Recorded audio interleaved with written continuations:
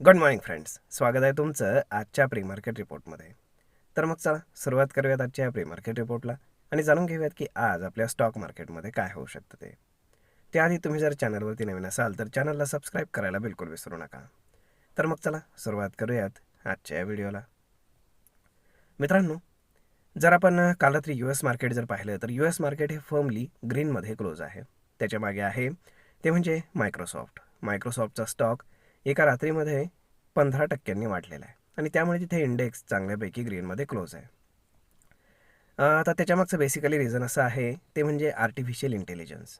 त्यामुळे साहजिकच आहे की जे आपले टेक्नॉलॉजी स्टॉक्स आहेत, IT स्टॉक्स आहेत, तर त्याच्यामध्ये आपल्याला जास्त सेलिंग पाहायला मिळालं आहे. म्हणजेच काय की आपले जे ITचे ADRs आहेत तर ते त्यामुळे डाऊन आहेत. आणि त्यामुळे आज आपल्याकडे जर आपण पाहिलं तर ITमध्ये फ्रेश नेगेटिव्हिटी आपल्याला शो करत आहे.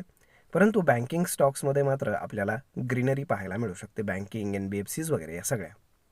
त्याच्यामागचं बेसिकली रिझन असं आहे, काल रात्री आफ्टर मार्केट RBIनं एक रिपोर्ट रिलीज केला आणि त्यांनी सांगितलं की आता इथून पुढे बँका सगळ्यांना FDवरती same rate of interest offer करत होत्या, तर तसं करण्याची गरज नाही. जिथे बँकांना लार्ज इन्स्टिट्यूशन्स, मोठे लोक जास्त काळासाठी पैसे देत असतील तर अशा ठिकाणी ते जास्त रेट ऑफ इंटरेस्ट ऑफर करू शकतात. ओके, म्हणजेच काय की इथून पुढे जे डिपॉझिट्स जास्त काळासाठी बँकेकडे राहतील आणि बँकेला स्टेबल भांडवल प्रोव्हाइड करतील तर त्यांना बँक जास्त रेट ऑफ इंटरेस्ट ऑफर करू शकतं आणि जे फार कमी काळासाठी त्यांच्याकडे पैसे राहणार आहेत तर त्यांना ते खूप कमी रेट ऑफ इंटरेस्ट ऑफर करू शकतात. आणि हे आता ऑफिशियल असेल, त्यामुळे बँकेला आपण ब्लेम करू शकत नाही. आता यामध्ये फायदा जो होणार आहे तो HDFC बँकेला जास्त होणार आहे. का? तर HDFC बँकेनं ऑलरेडी असं केलं होतं आणि त्यामुळे HDFC बँकेच्या विरोधामध्ये काही तक्रारी होत्या आणि त्याचं स्क्रुटिनी चालू होती. परंतु आता RBIनं डिरेक्टली रूलच बदलल्यामुळे त्यांच्यावरती कुठलीही स्क्रुटिनी होणार नाही किंवा त्यांना कुठल्याही प्रकारची अडचण येणार नाही. त्यामुळे आज जर आपण आपल्या मार्केटकडे जर पाहिलं तर mostly banking stocks, NBFC stocks आज फोकसमध्ये राहतील आणि त्याच्या अगेन्स्ट IT स्टॉक्समध्ये आपल्याला सेलिंग प्रेशर पाहायला मिळू शकतं. जर आपण US मार्केटमध्ये जर पाहिलं तर US मार्केट व्यवस्थित आहे आणि टेक्नॉलॉजी स्टॉक्समुळे जे काही चिप मेकिंग स्टॉक्स आहेत तर त्यांच्यामुळे मार्केट वर जाते. परंतु आपल्याकडे कुठलीही चिप मेकिंग कंपनी नसल्यामुळे आपल्याला त्याचा फायदा होत नाही आहे. आता आपण मिडल ईस्टमध्ये जर आलो तर मिडल ईस्टमध्ये 2 डेव्हलपमेंट घडलेले आहेत. सगळ्यात पहिली डेव्हलपमेंट म्हणजे ट्रम्पनं इराणवरती पुन्हा एकदा काल रात्री अटॅक केला. त्यामुळे ऑइल प्राईस इन्क्रीज झाले. ऑइल प्राईस ऑलमोस्ट $93 गेले होते.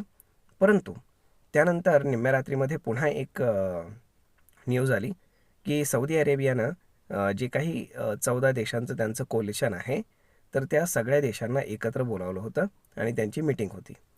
त्या मीटिंगमध्ये त्यांनी जे काही ठरवलं आहे तर त्यामध्ये जे काही शिपिंग रूट्स आहेत तर ते ओपन राहावेत आणि आपलं तेल विकता यावं यासाठी त्यांनी एकमेकांसोबत ॲग्रीमेंट्स केलेले आहेत.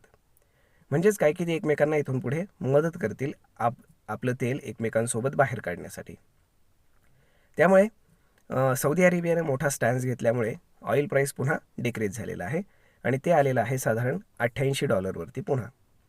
त्यामुळे जो काही गेन झाला होता तर तो लॉस्ट झालेला आहे एवढंच. परंतु जेवढं ऑइल प्राईस खाली राहील तेवढं आपल्या इंडियन मार्केटसाठी चांगलं असतं. आता ह्या झाल्या मिडल ईस्टमधल्या डेव्हलपमेंट. आता जर आपण आपल्याकडे आलो तर आपल्याकडे स्टॉक स्पेसिफिक ॲक्शन मात्र चालू राहतील आणि खूप साऱ्या ॲनालिस्टचं असं मत आहे की हे जे Q1चे रिझल्ट आलेले आहेत तर यामध्ये स्टॉक्स जरी बिटन डाऊन असले तरी अर्निंग्ज मात्र मोर दॅन एक्सपेक्टेड चांगले आलेले आहेत खूप साऱ्या कंपन्यांच्या. त्यामुळे मे बी इथनं पुढे एक जे काही कन्सॉलिडेशन चालू आहे तर ते जर ब्रेकआउट झालं तर एक बुल रॅली आपल्याला पाहायला मिळू शकते. आता ती कुठपर्यंत असेल, काय असेल हे आपल्याला वेळच सांगू शकते, कारण एवढं इझी नाही आहे, कारण पूर्ण जगातले मार्केट जे आहे तर ते पूर्ण अनसर्टनिटीमध्ये आहेत. तर मग अशा पद्धतीनं आज दुपारी युरोपचा इन्फ्लेशन डेटा येणार आहे तर तोही आपल्या मार्केटवरती जाता जाता इम्पॅक्ट करू शकतो. साधारण 12:30-1 नंतर आपल्याला त्याचा इम्पॅक्ट पाहायला मिळेल. जर आपण टेक्निकली जर पाहिलं तर मार्केट मुव्हिंग ॲव्हरेजेसच्या वरती आलेलं आहे, निफ्टी स्पेशली. त्यामुळे जर आपण पाहिलं तर जास्त काही काळजी करण्यासारखी सिच्युएशन नाही आहे. ओपन इंटरेस्टच्या हिशोबाने कॅल्क्युलेशन केलं तर डाऊन साईडला साधारण 20,000च्या आसपास डाऊन साईडला 24,000च्या आसपास आपल्याला सपोर्ट पाहायला मिळतो. तर अपसाईडला 24,600च्या आसपास आपल्याला रेजिस्टन्स पाहायला मिळतो. या दरम्यान मोस्टली मार्केट राहण्याची पॉसिबिलिटी आहे. जर आपण FIS डेचा डेटा जर पाहिला तर FIS आता बाईंग करताना आपल्याला दिसत आहेत. FISनं काल 3,500 कोटींच्या आसपास बाईंग केल्याचं आपल्याला पाहायला मिळालं. तर त्याच्या अगेन्स्ट डोमेस्टिक इन्स्टिट्यूशन्सने 1,000 कोटींचं प्रॉफिट बुकिंगही केल्याचं पाहायला मिळालं. त्यानंतर जर आपण गिफ्ट निफ्टी पाहिलं तर गिफ्ट निफ्टी पॉझिटिव्ह इंडिकेशन देत आहे. मार्केट ग्रीनमध्ये ओपन होईल हे गिफ्ट निफ्टी इंडिकेट करते. त्यामुळे पाहूयात की आता नक्की काय घडते ते. परंतु आज तुम्ही बँकिंग स्टॉक्सवरती लक्ष ठेवायला हरकत नाही. होप सो सगळं काही व्यवस्थित व्हावं हीच आपली अपेक्षा. तर मग भेटूयात पुढच्या एका नवीन व्हिडिओमध्ये. तोपर्यंत तुम्हाला हा व्हिडिओ ही माहिती कशी वाटली हे तुम्ही आम्हाला कमेंट करून नक्कीच सांगा. आणि जर आवडली असेल तर आपल्या जवळच्या मित्रमंडळींसोबत देखील हा व्हिडिओ तुम्ही शेअर करायला विसरू नका. धन्यवाद.